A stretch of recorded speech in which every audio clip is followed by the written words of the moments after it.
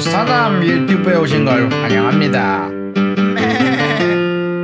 자, 오늘 테슬라 주가가 크게 떨어지는 일이 있었죠. 사실 최근에 테슬라의 상승세에도 불구하고 이번에 골드만삭스에서 사실상 투자 의견에 하향 조정이 있었기 때문에 오늘 전체적으로 테슬라 주가가 크게 흔들리는 모습이 있었는데요. 도대체 어떤 이유로 하향 조정을 했었을까요? 사실 이런 부분들에 대해서 오늘 구글도 투자 의견에 대해서 하향 조정이 좀 있었는데, 일단 테슬라에 관한 이야기를 좀 먼저 얘기를 해주면요. 일단 골드만삭스에서 이 테슬라의 주가에 관해서 이제 투자 의견을 내놨어요. 이게 재미난 건 12월 2일 골드만삭스의 포트폴리오에 테슬라가 추가된 이후로 약 35% 상승하면서 아주 좋은 모습을 보여주고 있다라고 언급을 했는데요.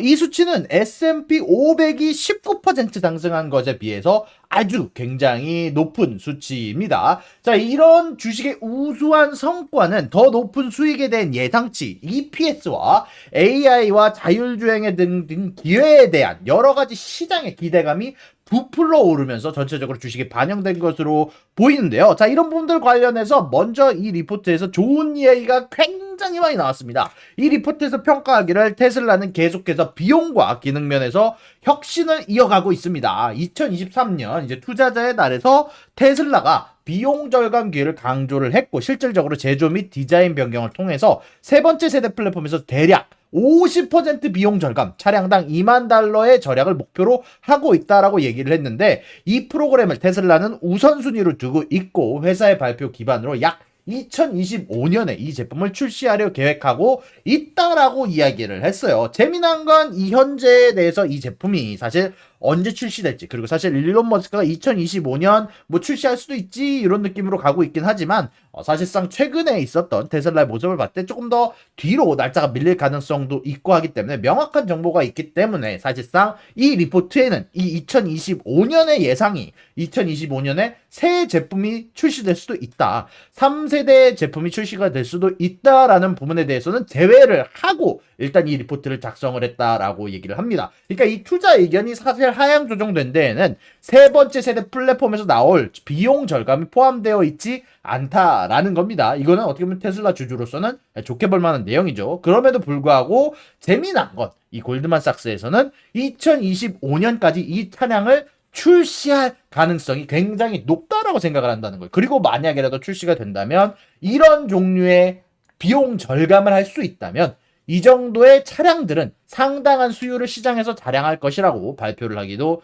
했습니다. 자, 이것뿐만이 아니에요. 굉장히 좋은 내용에 기반한 리포트가 굉장히 많이 작성이 됐는데요. 테슬라가 사실상 슈퍼차저 네트워크를 사실 개방하지 않았습니까? 이번에 테슬라 카르텔, 여러분들 영상 안 보고 오셨으면 꼭 봐야 된다고 생각을 하는데, 이런 것들로 인해서 추가적인 수익 기회를 얻을 수 있다라고 얘기를 했어요. 일단 단기적으로는 사실 아시겠지만 로열티를 받는 것도 아니고 얘네한테 기술 공개도 하고 딱히 뭘 받는 게 아니라서 단기적인 EPS는 굉장히 미미한 영향을 미칠 거라고 평가를 했고요. 그리고 재미난 건 장기적으로는 굉장히 의미 있는 영향력을 가질 수 있다라고 얘기를 했어요. 이거는 제가 예전에 만들었던 영상에서도 아마 보신 분들은 알겠지만, 이 사실 슈퍼차저 네트워크를 합침으로써 카르텔을 형성함으로써 가질 수 있는 이득은 일단 1차원적으로 생각하면은 로열티가 아닙니다. 기본적으로 가장 1차원적인 생각은 슈퍼차저를 통해서 얻을 수 있는 수익의 상승. 테슬라라는 자동차뿐만이 아니라 이 테슬라 군단에 포함된 자동차들이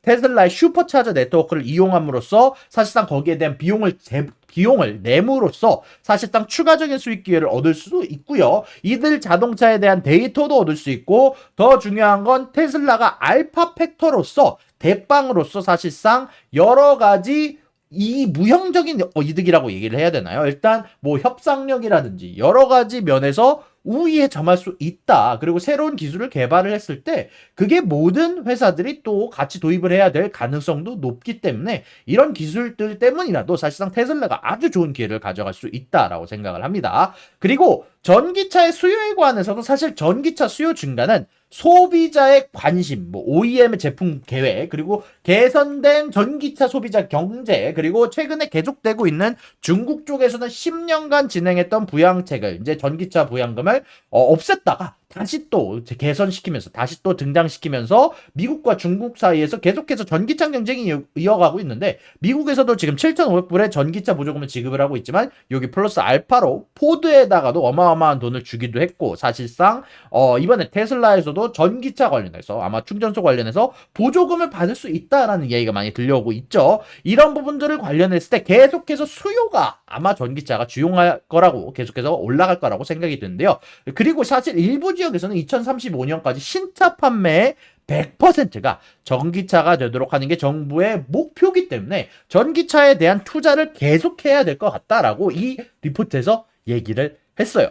자, 그럼 이게 뭐야? 이게 뭐 말도 안 되잖아. 사실 어떻게 보면 이렇게 좋은 내용만 적었는데 왜 이게 하향 목표냐? 왜 투자 의견 하향이냐? 자, 그럼 다시 반대로 왜 이게 하향하는 의견이 나오는지, 이렇게 좋은 이야기가 나왔는데도 이런 좋은 소식에 반해서도 왜 투자 하향인가? 오늘 주가가 떨어졌는가? 자, 요거는 우리가 이런 부분을 생각해 봐야 돼요. 자, 이런 좋은 소식에도 불구하고 2024년에 컨센서스, 애널리스트가 생각하는 평균 EPS가 2024년 기준으로 결국 마진율이 사실 2023년 동안 좀 떨어지기 시작했어요. 테슬라가 이번에 치킨 게임이라고 하죠. 치킨 게임 혹은 가격 경쟁에 들어가게 되면서 약 EPS가 올해 초부터 32%가량 하향 조정되었다라고 얘기가 나오고 있어요. 결론적으로는 마진율을 깎아서 자동차당 벌 수 있는 금액을 결국 깎아가지고 치킨 게임에 들어감으로써, 가격 경쟁에 들어감으로써 전체적으로 이 테슬라라는 기업이 벌 수 있는 EPS가, 순수익이 사실상 줄어들었다라고 평가를 하고 있는데요. 그럼에도 불구하고 여기 또 나온 게 물명 1분기에 어닝콜에서 마켓쉐어를 지키기 위해, 시장의 파이를 지키기 위해서는 우리가 계속해서 가격 경쟁을 들어간다라고 얘기한 것에 비해서는 아마 예상만큼 가격이 떨어지진 않았다. 그럼에도 불구하고 재고도 크게 컨트롤이 되고 있고, 그리고 모델에서, 몇몇 모델에서는 심지어 소소한 가격 인상이 있었다라고 얘기를 했단 말이에요. 그러다 보니까 사실 이건 뭐야, 좋은 내용인데? 라고 얘기를 할 수도 있겠지만, 사실 일단 이런 부분들이 EPS한테 안 좋게 작용을 하기도 했고요. 일단은 1분기 전체적으로 자동차의 가격이 하락한 거, 마진율이 떨어진 거는 사실이다 보니까 이런 부분들이 사실 지금 전체적으로 마진율 하락에, EPS 하락에 아마 기여를 했다라는 생각이 들고요. 그리고 중요한 부분은, 여기서 제일 중요한 부분이 나와요. 이제 테슬라가 일단 주식이 현재 어마어마하게 빠른 속도로 성장을 했습니다.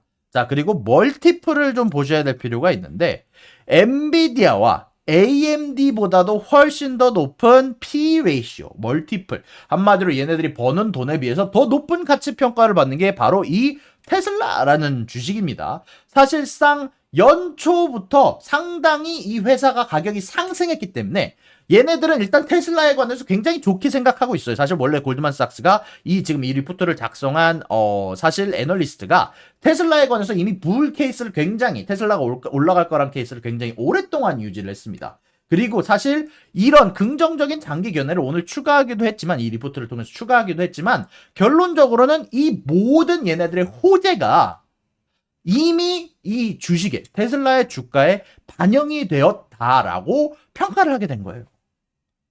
지금 테슬라 주가가, 지금 당장 테슬라라는 회사가 사실 안 좋은 위치가 아니라, 테슬라라는 회사가 사실 뭐 전체적으로 안 좋은 이유가 있어서 투자 의견 하향 조정이 아니라, 테슬라에 관해서 너무 많은 호재가 있었고 너무나 좋은 것들이 많았는데, 이런 것들이 여태까지 테슬라라는 기업에 선반영이 되어 있지 않았는데, 이 골드만삭스의 애널리스트가 생각을 했을 때는 드디어 이 테슬라의 모든 것들이 사실상 주가에 선반영이 되었다라는 겁니다. 이제 그러다 보니까 전체적으로 이 테슬라의 주가가 이제는 조금 더 선반영된 부분이 앞으로 조금 더 빠질 수도 있겠다라고 얘기를 함으로써, 사실상 테슬라가 전기차 시장의 선두주자로서 위치를 유지하고 있더라도, 그리고 비용과 기능 면에서 혁신을 유지하고 있더라도, 앞으로 수요가 올라간다라고 할지라도 그런 부분들이 모두 선반영이 되어 있다라고 평가를 한 겁니다. 자, 근데 여기서 우리가 중요한 부분, 제가 아까 말했던 부분 우리가 생각을 해야 돼요. 그럼에도 불구하고 만약 테슬라라는 회사가 아까 말했던 3세대 자동차, 2025년에 사실상 어마어마한 비용 절감을 일으킬 수 있는 새로운 자동차가 나오게 된다면, 그 부분은 얘네들이 말하는 목표 주가나 투자 의견에 포함되어 있지 않기 때문에 앞으로 이 신차에 대한 정보가 나온다면 언제든지 얘네는 목표 주가를 상향 조정할 준비가 되어 있다라고 볼 수 있을 것 같습니다. 하여간 이 테슬라 관련한 리포트가 굉장히 긴 내용의 리포트였는데요. 제가 간단하게 좀 정리를 하긴 했지만 만약에 여러분들이 좀 관심이 있다면 15페이지 정도의 영어로 된 문구인데요. 자, 영어로 된 리포트인데 여러분들이 관심이 있으면 좀 찾아보시면 좋을 것 같다라는 생각이 좀 드는데 아무래도 제가 일단 골드만삭스의 리포트를 갖고 와도 되는지 몰라서 여러분들한테 올려드릴 수는 없고 제가 이렇게 간단하게 좀 정리를 해 드렸습니다. 여러분들 어떻게 보셨는지 모르겠는데요. 일단 저는 뭐 지금 당장 테슬라에 투자를 하고 있지 않으니까 최대한 중립적으로 이야기를 해 드리려고 여기에 나와 있는 내용을 그대로 여러분들한테 알려드린 거고요. 제가 사실 테슬라에 딱히 포지션이 있는 건 아닙니다. 아시겠지만 뭐 제가 딱히 뭐 투자를 하게 되면 또 애널리즈 약간 뭐죠? 약간 조금 뭐 분석이 좀 잘 안 맞는 경우도 있어가지고 요즘은 좀 조심히 현금을 들고 있으려고 하는데 아무튼 여러분들의 의견들 꼭 채팅창이나 코멘트에 남겨주시길 바라고요. 항상 말씀드리지만 이 채널은 여러분들의 관심으로 이루어지는 채널이고 사실 제가 테슬라 관련해서는 항상 이렇게 관심을 갖는 이유가 약간 그런 것 같아요. 애증의 관계랄까. 아시겠지만 제가 테슬라로 정말 잃은 돈도 많고 어떻게 보면은 제가 믿음도 많이 갖고 있었던 회사고 그러다 보니까 전체적으로 이렇게 계속 관심이 가는 회사고 여러분들도 많이 관심을 가져가주는 회사다 보니까 역시 일론 머스크라는 슈퍼스타 테슬라라는 슈퍼스타가 역시 조회수 빨아먹기 최고인 것 같습니다. 자, 여러분들 오늘도 너무 수고하셨고요. 여러분들의 의견 꼭 채팅과 코멘트로 남겨주시고 꼭 구독과 좋아요 알림 설정 눌러주시길 바라면서 저는 이만 여기서 인사드리도록 하겠습니다. 감사합니다. 구독과 좋아요는 사랑입니다, 여러분. 유사남의 구독과 좋아요를 눌러주세요. 그리고 여기 있는 비디오도 여러분들을 위해 준비한 거니까 여러분들이 항상 살펴봐 주시면 감사하겠습니다.